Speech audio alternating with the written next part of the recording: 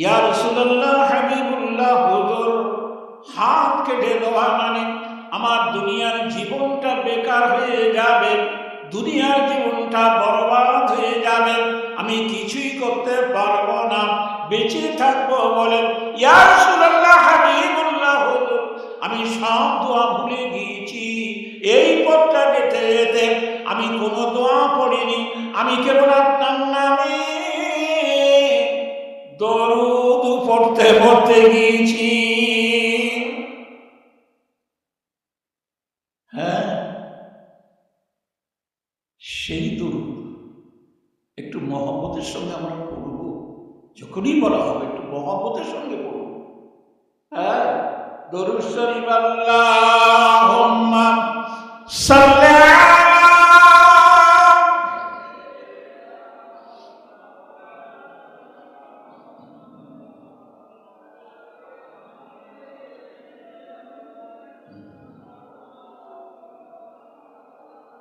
সাল্লাল্লাহু আলাইহি ওয়াসাল্লাম। আলহামদুলিল্লাহ। টাও চুরি করেছে চোর, ওর প্রকাশ্য রাজপথে নিয়ে হাত ধরে চোরটাকে নিয়ে যাওয়া হচ্ছে, হাত কেটে দেবে। কিছু দূর নিয়ে গিয়েছে, ওই উটের জবান করে গেছে।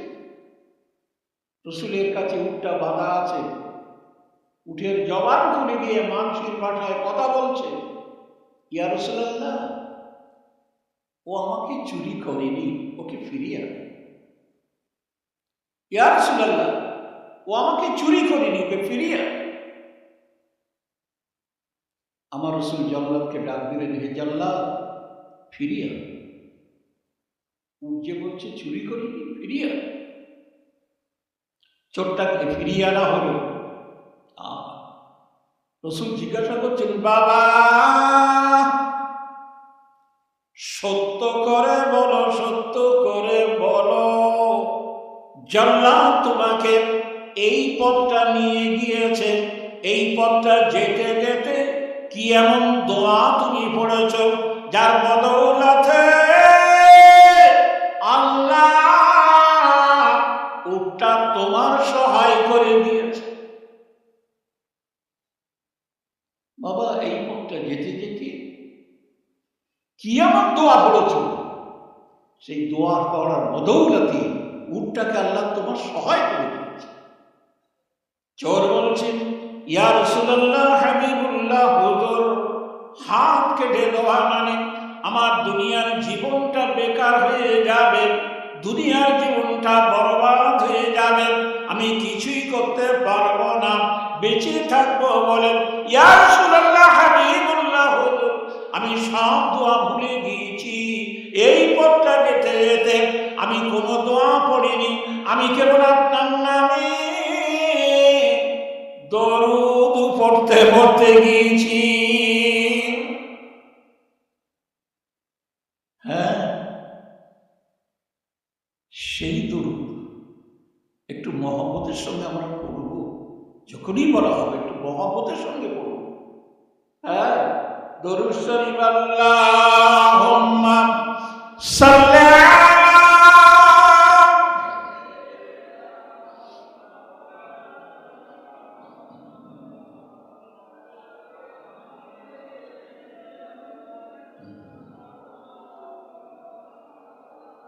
সাল্লাল্লাহু আলাইহি ওয়াসাল্লাম। আলহামদুলিল্লাহ। আযান হচ্ছে নাকি? আল্লাহ পাকের দরবারে শুকরিয়া জ্ঞাপন করি। মহান আল্লাহ পাক পূর্ণ একটি বৎসর বাদে নির্ধারিত রজনী, নির্ধারিত তারিখে, নির্ধারিত রজনীতে জিন্দা অলির জবানের ঘোষণা, কবুলিয়াত কোরআনের কারখানা, সর্বোপরি তারই দরবার তিনি শুয়ে আছেন। সেই দরবারে কোরআনের কারখানাতে এই খতমে কোরআন যা আগে আমার মেজ ভাই যান বলছিলেন, এই ধরনের খতমে কোরআন সবিনা গোটা পশ্চিম বাংলায় আর হয় কিনা আমাদের জানা নেই। তো সেই খতমে কোরআন, সেই মাহফিলে মজলিসে আল্লাহ আমাদেরকে কলুষিত মন অন্তরটা নিয়ে বসিয়েছেন। কলুষিত মন অন্তরটা নিয়ে পবিত্রতম রজনীতে জেন্দা অলির জবানের ঘোষণা, কবুলিয়াত কোরআনের কারখানা ময়দানে জেন্দা অলির দরবারে আল্লাহ আমাদেরকে কলুষিত মন অন্তরটা নিয়ে বসিয়েছেন। আগেই শুনেছেন, এটা হলো গোনা মাফির রাত, চাও পাওয়ার রাত। এটা আল্লাহ বলেন, কে চাও চেয়ে নাও, কে পাওয়ার পেয়ে নাও, আমি দেওয়ার জন্য মজুদ।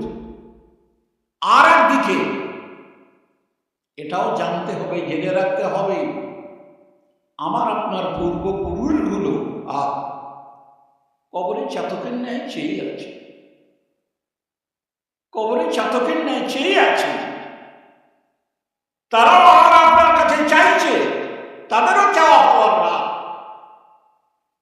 এই লাইলাতুল বরকতপূর্ণ রাত তাদেরও চাওয়া পাওয়ার রাত। আল্লাহ তাদেরকে ছেড়ে দেয়, আজকে রাত্রিতে ছেড়ে দিয়েছে তাদেরকে, যাও। সন্তান রেখে এসেছ, জমি জায়গা ঘর বাড়ি ভিটে কুটুমোর বাগান রেখে এসেছ, কিছু নিয়ে এসেছ,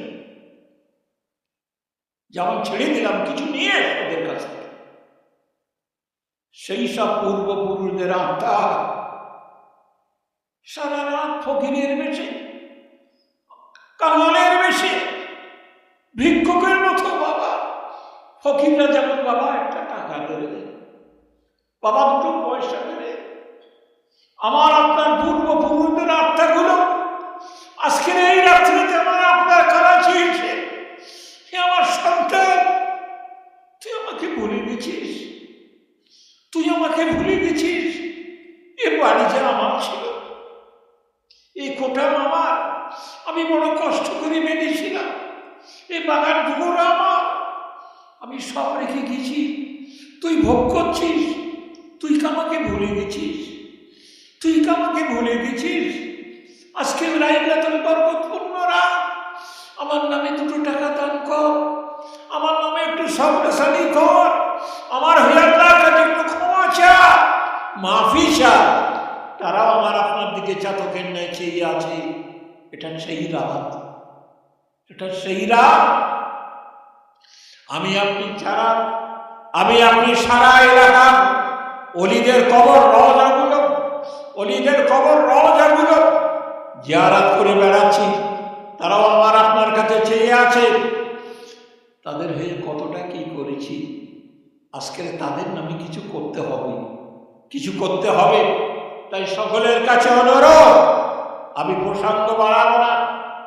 মাশাআল্লাহ মাশাআল্লাহ, আমার হাতে অনেকেই দিয়েছেন, আমার কাছেও দিয়েছেন অনেকে। আজকে সেই তাদেরকে ভুলব না আমরা। এই কোরআন পাকের সঙ্গে, কোরআন পাকের সঙ্গে 2টি টাকা দিয়েও শরীক হয়ে যাব কালে হাসরের মাঠে। কালে হাসরের মাঠে এই কোরআন পাক আমার আপনার জন্য আল্লাহর দরবারে জুদা দিয়ে দাঁড়িয়ে যাবে। আল্লাহ, আমার এই কোরআনের সাহায্যার্থে আপনার বান্দাদের রক্ত খাবার মাথায় ধান পায়ে ফেলা টাকা তারা দিয়েছে, দান করেছে, আমার সঙ্গে সম্পর্ক করেছে। আল্লাহ, আমি তাদেরকে নিয়ে আজকে না নিয়ে জান্নাতে যাব না আল্লাহ।